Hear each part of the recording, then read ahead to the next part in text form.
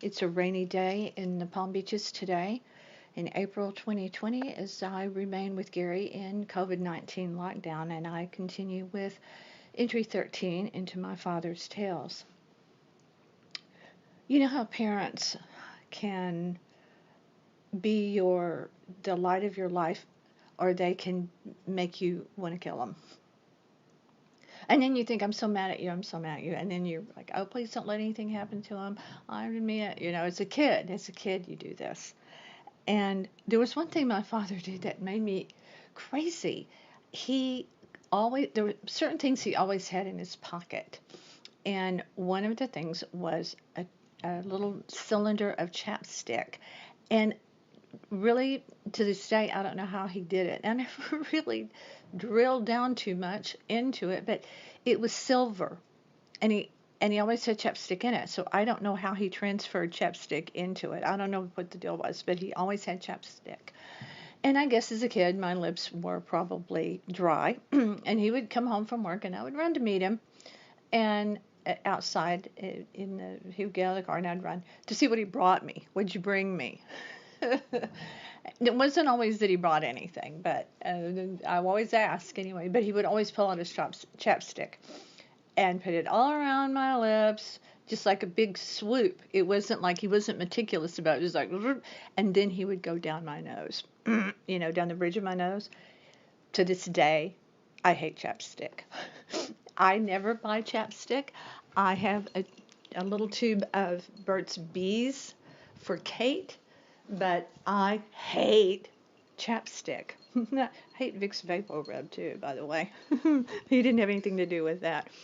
But oh my God, when he pulled out that chapstick, it was like, oh please, please don't. But I had to endure it.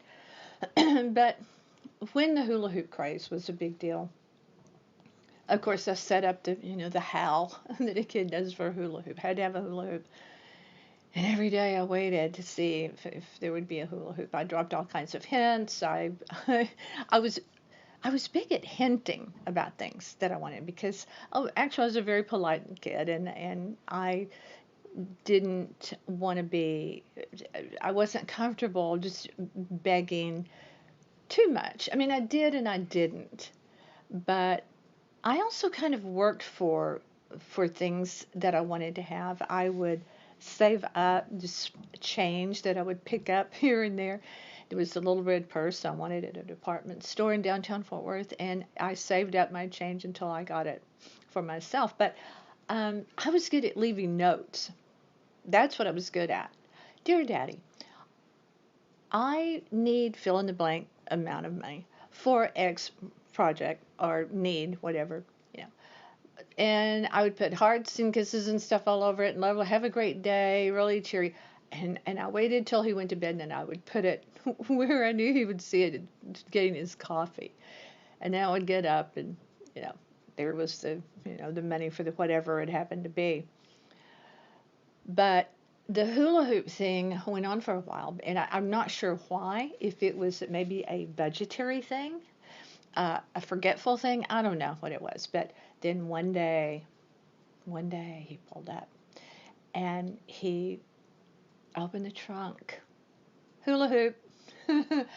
Oh, hula hoop bliss. I love stuff like that. I still love to be outdoors like him. I will go and sit outside and listen to music. I love being outdoors, and uh, he he had redone a bicycle because I was certainly not the first to need a bicycle. So there was a bicycle that hadn't been used for years, but it was still in good shape. It needed tires and it needed paint. So when I decided I needed a bicycle, I begged to for him to get me a bicycle, my parents to get me a bicycle. Well, they didn't have to get a new one because it was a perfectly good, very well built bicycle in his, actually it was in his in a storage area of his workshop. And one day to surprise me, I really don't know where he had it, probably in his workshop, but when I first saw it, I had to go out in the front, and we had this really high porch that I used as a stage, by the way, in my productions that I would write, star in, do the set design, the works. But it had a curvy sidewalk that he made, by the way. The sidewalk, he poured the sidewalk, and there he was with my bicycle, with the bicycle. It was a hand-me-down bicycle, but he had painted it a real pretty light blue, and was all ready for me to go. But I was scared because I'd never ridden a bicycle, and I wanted training wheels. I said, please, I need training wheels. I was pretty vocal about my needs in that way. It's like I I'm not comfortable on this bicycle. I need training wheels. Well, that just wasn't my father's deal. No, I mean, and he didn't make a big fuss about it or anything. He just didn't put them on, and there would be no training wheels on the bicycle. He says he's like, don't worry. I've got you. I've got you. Don't worry. You can do this. You can ride this bicycle. And we had our front lawn was pretty long, and as I've said before, it was terraced. It had because of the slope of the lot, in order for them to have a pretty yard, and their yard was gorgeous, always was, no matter where we lived, or where they lived. It had this terrace part in the center. In other words, it was higher, and then it had a natural slope that he had made, I'm sure, and then for the lower half. And so it was pretty long, and the yard was private because of the way they designed the landscaping. They had these big evergreen trees down each side, and he and my mother had run curbing. She'd helped him with that. He set the forms, anything like that. They did on their own, and so they wanted curbing for flower beds and to edge the yard with and so forth. They did it, and so it was a very private yard, and so I said, you sure you got me? Yeah, I got you. I got you. And so he was holding steady the seat and the back of the bike, and I hit the front. I couldn't really see him. I could see him out of the corner of my eye a little bit, but then he's like, just start pedaling steady and hold and then put the brakes on when you get to the end of the yard. And our street was not very busy. It did have traffic, but it wasn't real busy.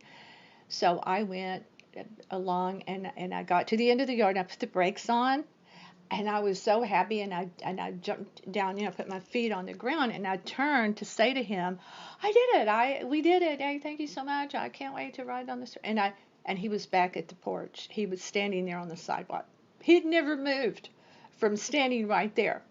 He held it until I put my first spin of the pedal, and that was it. And I took off on bicycles from then on. It was like, see, you didn't need training wheels. It's like, oh my gosh. It's like, he did have me. He balanced me until I started pedaling, and then he just stood right there and watched me ride.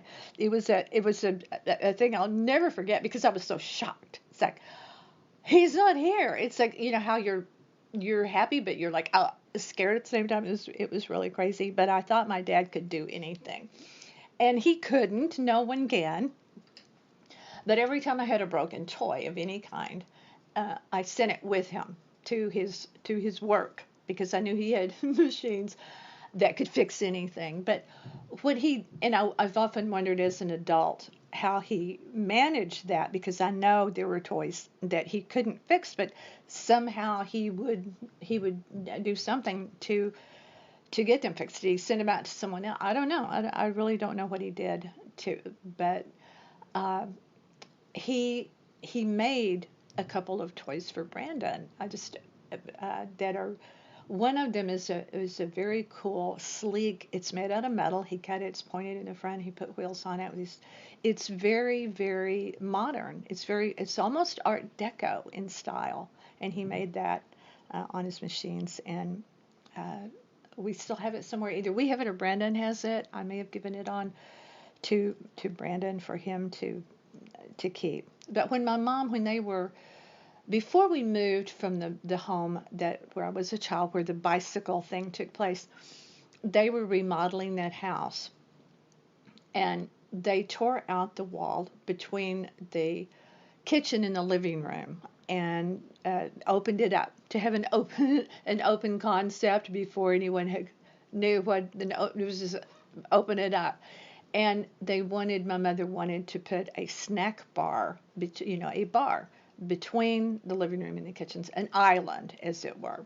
Didn't call it an island then; it was a snack bar, and he made it. And it was, again, very much in the Art Deco style, very curvy, and had open shelves at the end you could put stuff on. And then from the back, from the kitchen side, it was open for stuff.